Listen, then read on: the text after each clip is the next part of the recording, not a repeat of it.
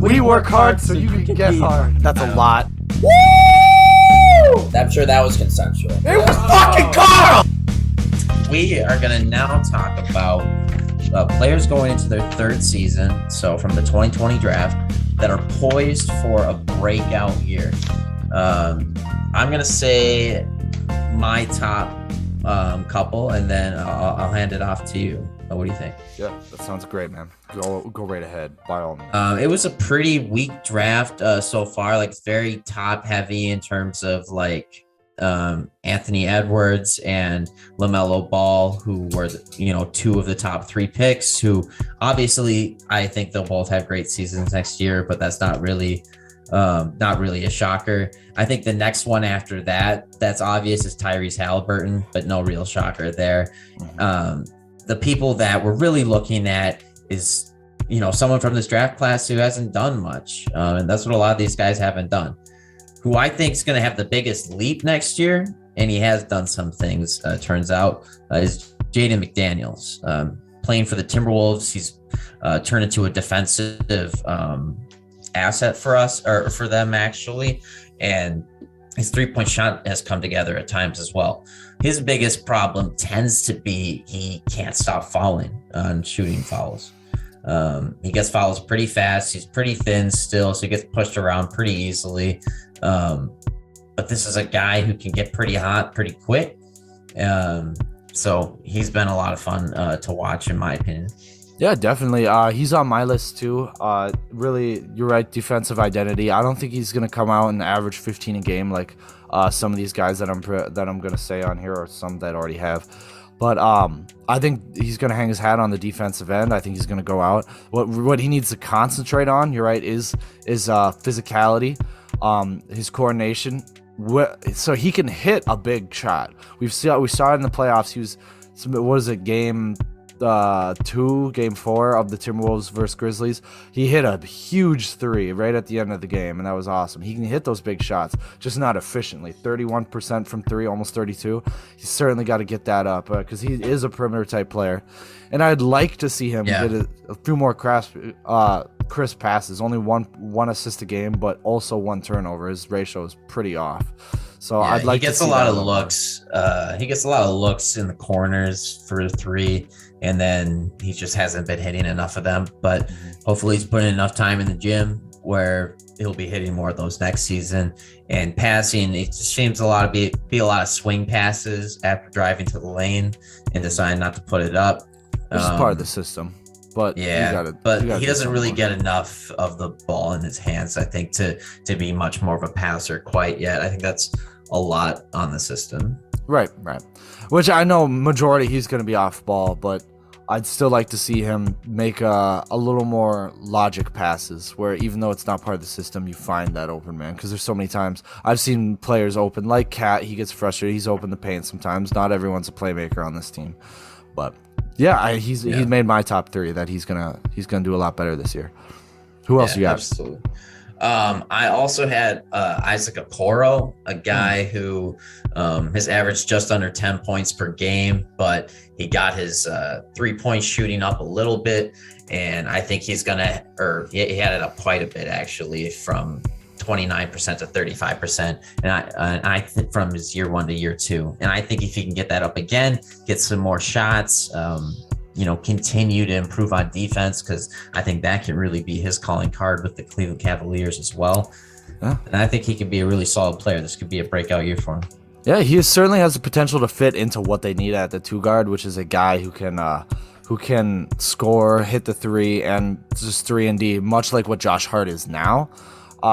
So I can see him turn into that, and that's where he needs to go. He was drafted. He was said during the draft to be the best perimeter defender in the draft, and that's why he went so high.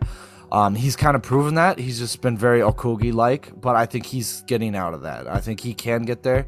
He's not on my top 3, but I think he can work himself into a nice role in the NBA. Yeah, no doubt. Well, I think like something benefiting him as well is that they're probably not going to have Colin Sexton next year. They might not have Karis LeVert. I think there's more opportunity for him next year. we'll see who they bring in from those trades, from whatever they do, and who they draft. But I got hope in him. Yeah, definitely. The last guy in my top 3 was Onyeka Okongwu. Oh. So another guy who I think could be poised by a new opportunity if the Hawks decide to make a change and get rid of Clint Capella. Yeah, I think that's worth it. I mean, he has the ability to spread the floor. He's a very raw defensive type player. He's goes up, gets too many fouls. That's kind of his issue in the early stage of his career. But yeah, if they move on from Capella, I thought about that, but I didn't put him on here because of the likelihood of getting rid of Capella and not finding a replacement for him. But I certainly think he can be a starting center. I think he should be a starting center somewhere like where he deserves to get that time. He's played some good minutes out back in the conference finals against Giannis. They had him guard Giannis for a lot of it. He was a tool. So I think that'd be awesome for him. I think he can get there, but that's more contingent off what happens with Clint Capella. Yeah, I mean, well, he's 6'8", so he in theory could fill in for John Collins even if they got rid of him. But I don't know if Okongwu and Clint Capella work that well next to each other. Might have to be one or the other. Yeah, I don't think he's fast enough on the court to play a four next to a 5 like Clint Capella. He's also not that great of a floor spacer yet, so I don't know if that would fit. They can try it, right, but we'll see. But Trae Young likes to play fast, so one guy that I had, which he kind of already last year was kind of his breakout, but I think he can do better. He showed a lot of potential, and it's really just one side of the ball solidifying his role as Saddiq Bey. I mean, he averaged 16 points per game last season, five rebounds, almost 3 assists, shot 34% from 3. So what I think is his breakout is he's going to solidify that he's going to be a great shooter for this league, where I think his efficiency will jump from 34 to like 39. Doesn't sound like a lot, but his volume is going to go up. I think he's had a 50-point game last season. I think he really can get in that direction. And from there, once he solidifies his role as a 3-point off-ball shooter, much like a Klay Thompson-esque role, I think once he gets there, he can lean more into learning more defense, getting better at that end. But I think he's going to take another step this season. I think it's going to be really cool to see his scoring role on the Pistons. That's a big year for him. I thought his second season here was a down year in terms of expectations for efficiency. Mm-hmm. So definitely think he's going to be able to get back to expectations and beyond here. And I think as a defensive player, he can improve. And I have, high hopes for him there. They're going to add a great player at the number 5 overall pick. They might very well be getting DeAndre Ayton. So having more talent around Saddiq Bey, I think will help him out a lot too, and give him some more opportunities to, maybe get some easier passes in the lanes. Yeah, right now he probably gets a lot of defensive attention. Add a few more people on there, get some more distance, more space off of him. Because right now, who else on the Pistons? I mean, it was Jeremy Grant and then him. Who else was going to score? I mean, Cade at the very end of the season, but not at the beginning of the season. Nobody was guarding him. He couldn't hit a shot. No, for sure. But once he got figured out, he was a real force. But yeah, they don't have a whole lot of other scoring options on the Pistons, unfortunately. My third guy, or who I think is going to be the biggest out of all the guys we talked about, is Devin Vassell. He played great for all the minutes that the Spurs gave him. He was efficient. I mean, 42% from the field, but 36 from 3, 83 from the line, 12 points per game. I really think he's going to be a dynamic scorer in this league, and I think, especially through all the trades, they're going to do something.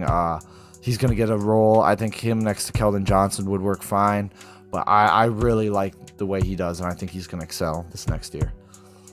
That's a great pick. I mean, I would love to see what he can do next season. I think the Spurs are a team that shouldn't really continue to go down the same path. I think they got to trade someone this offseason just to shake things up a little bit. And hopefully they keep him around. I think Keldon Johnson is a guy you should consider trading. Yeah, that's what I was thinking too. I know a lot of them. It's not that he's bad or anything. It's just he's not. I think Vassell certainly has the potential to be better than Keldon Johnson. So you're kind of just hurting his hurting his time in the league. And I think Keldon Johnson would fit better on another team.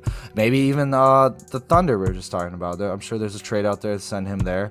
Preferably a rebuilding team, maybe the Rockets or something like that. But I think and the Spurs want to give Primo some time too. So yeah, well, Primo's more of a guard, and Lonnie Walker's probably not going to get as many minutes now. But McDermott, they could attach Keldon Johnson, McDermott, clear up some space in the front court.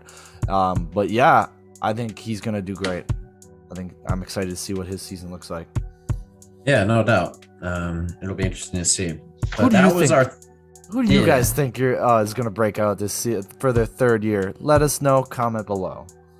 Yeah. Comment and let us know what you think. Third year players, 2020 draft so far looking like most of a bust. And to be fair, when we started that draft, everybody the whole offseason was like, "Oh, this draft is so weak. Yeah, wait till the next draft, the Cade Cunningham draft. Like this draft is so weak." Yeah. And it's like, yeah, it's true. There were a couple of really solid players in there, but for the most part, still looking pretty weak. All right, strictly ball business. We went so hard for you, so you leave a comment on the tube.